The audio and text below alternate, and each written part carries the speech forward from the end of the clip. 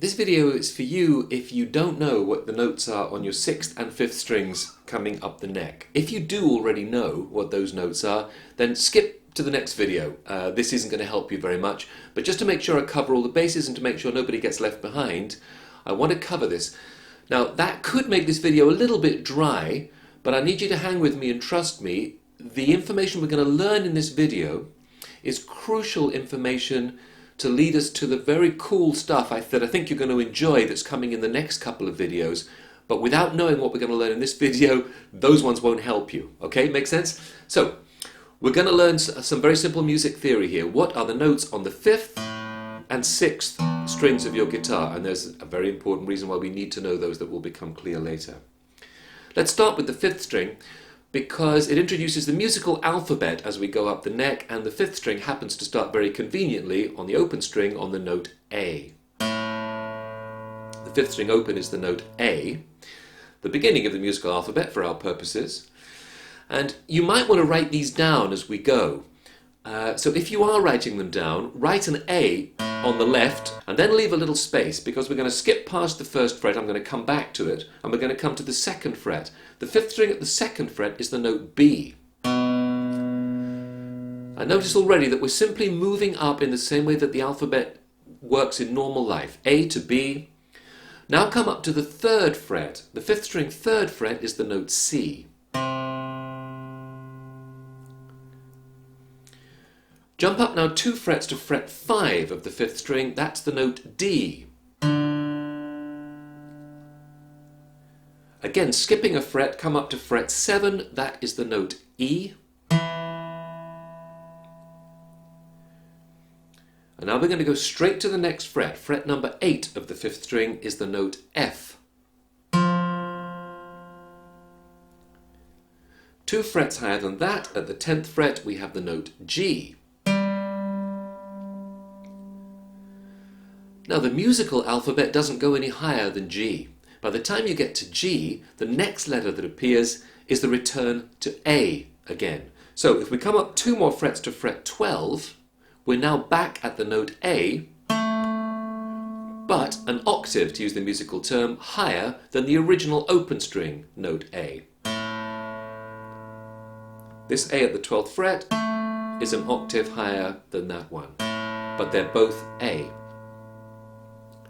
And that's why you have 2 dots on your 12th fret, to show that you've reached the point where the neck now starts again. So I won't go through the whole of the rest of the neck, but you can see that if I went up now to fret 14, I would be back on B, 2 frets higher than A. And fret 15 would be C, 1 fret higher than the previous one.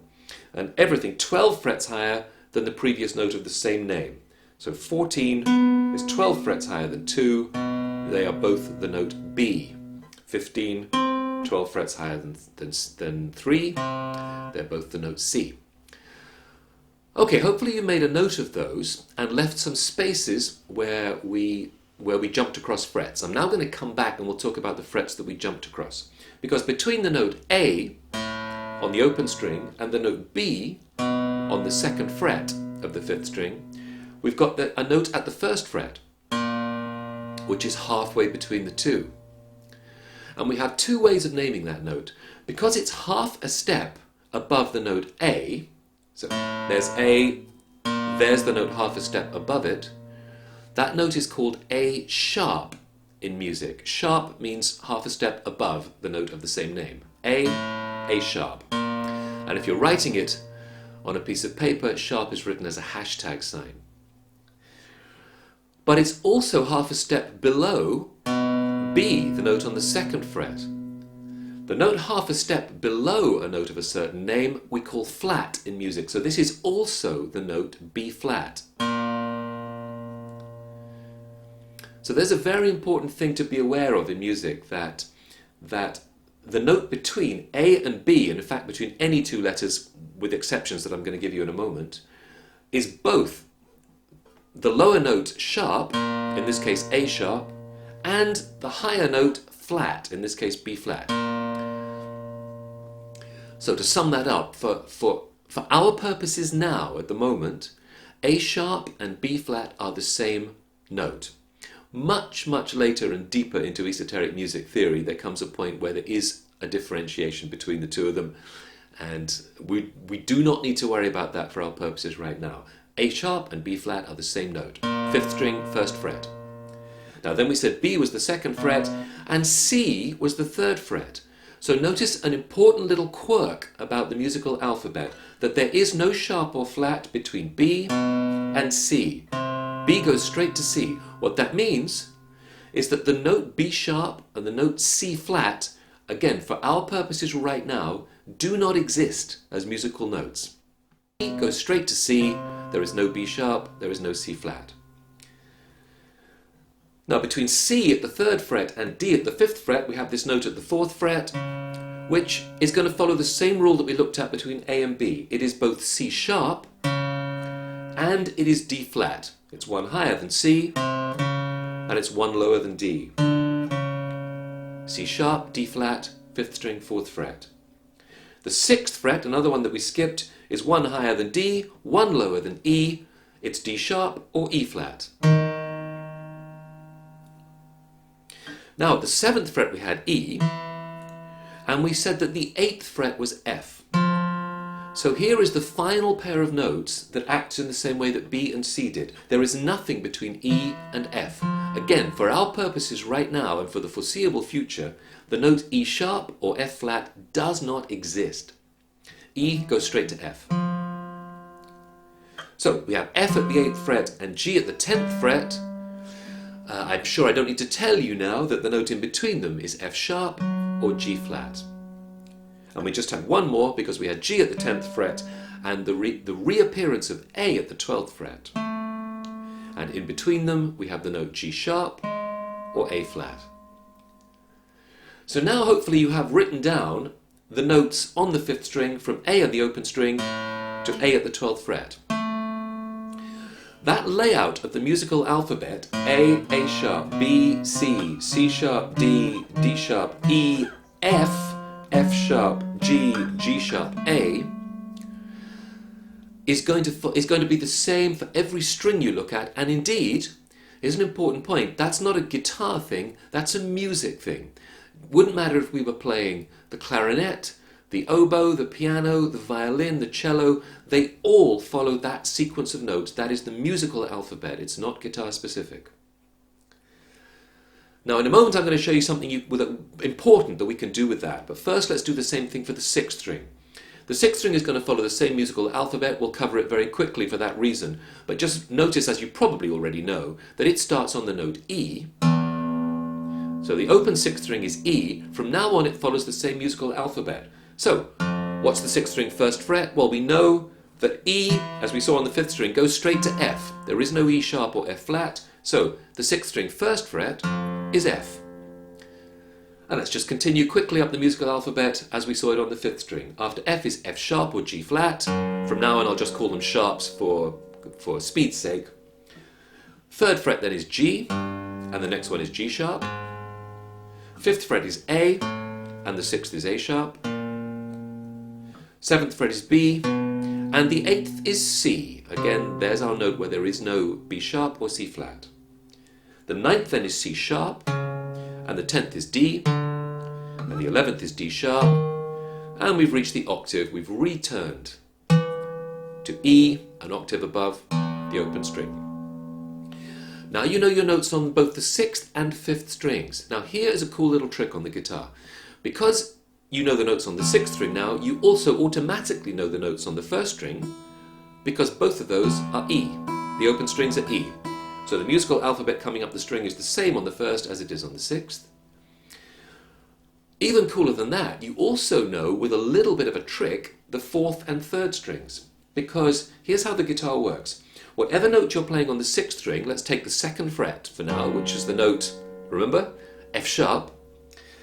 The note that is 2 frets and 2 strings higher than that, in other words, here's the 5th string, here's the 4th string, at the 4th fret, so 2 frets higher and 2 strings higher. That is the same note always. So it's F sharp here, and because of the 2 fret 2 string rule, it's F sharp here. And G, and A and B flat and whatever you want, and B and C, whatever you want. The 2 fret 2 string rule always works for the 6th to the 4th string. So with a little bit of thinking, you also know your notes on the 4th string. And you know the notes on the 3rd string because the same rule, the same relationship exists between the 5th string and the 3rd string. The 2 fret 2 string rule. So 5th string 3rd fret is C, and so then is the 3rd string at the 5th fret. 2 strings, 2 frets higher. Same note. An octave apart, but the same note. So you actually know all your notes on all strings except for the 2nd string. The 2nd string works slightly differently. We can worry about that on another day. It's not important to know it. There's a reason why you need to just know how the musical alphabet counts. That's the purpose of this lesson. You need to know that we're going to go from E to F, F sharp, G, G sharp, A, and so on and so on. That's what to take out of this lesson. Once you've got that, here's one immediate and quick thing that you can do with that. I'm sure you know an E chord, standard E shape. Now play that, instead of with the normal 1st, 2nd and 3rd fingers, play it with the 2nd, 3rd and 4th fingers for a moment.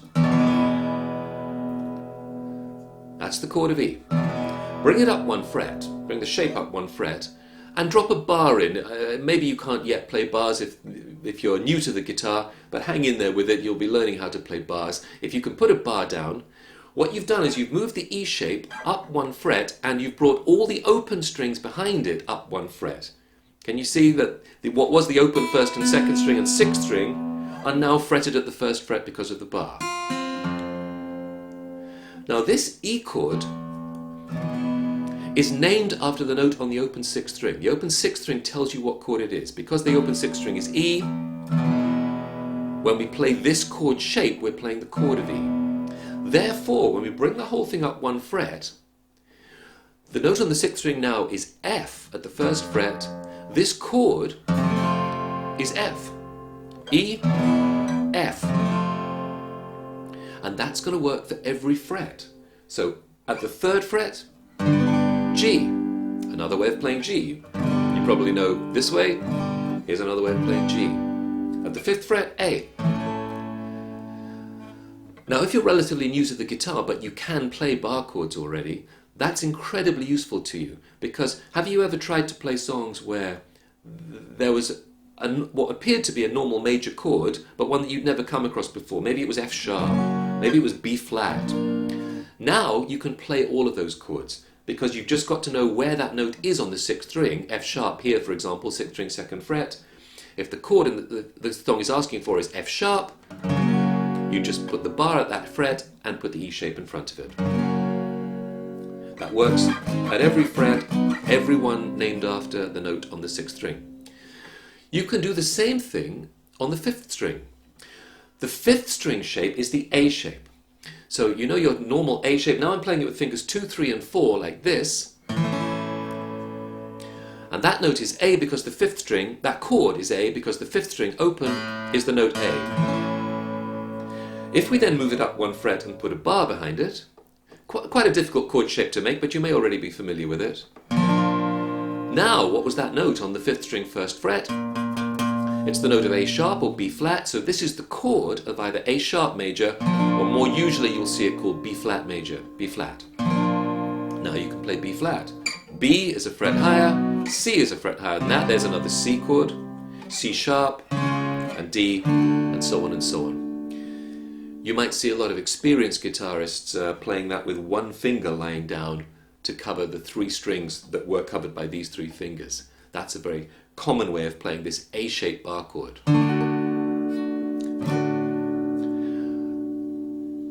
So, you now know the notes on the 6th and 5th strings, but more importantly, you can use it for a very important musical tool, which is you can now play any major chord. You can also play any minor chord, because here we talked about E, but if you make that chord E minor by having the 3rd string open, now this E minor shape moves up the neck in the same way E major did. So you've got E minor, F minor, F sharp minor, G minor, G sharp minor, and so on, A minor, B flat minor. These are the kind of chords that if you're new to the guitar, you might see a song that has a B flat minor in and think, I just can't play that chord. Now you know how to find it automatically. Same thing works out of the A chord shape coming from the 5th string. That A chord can become an A minor shape, normally like that, but using these 3 fingers. Bring it up the neck with a bar. So A minor, B flat minor, because it's named after the note on the 5th string, B minor, C sharp minor, and so on. So we're going to get into some much cooler stuff with the musical alphabet that you've learnt today, but already, if you didn't know this before, you can already play out of this lesson every single major and minor chord whenever you need them by using the bar trick and the musical alphabet. With that, I'll check out. This has already been longer than I intended it to be, and I'm going to come back in the next couple of tips and tricks videos and show you some even cooler things you can do with that musical alphabet, especially when you're playing with another guitarist who's doing the strummy part and you've got to put something more interesting as a second guitar part. I'll see you then.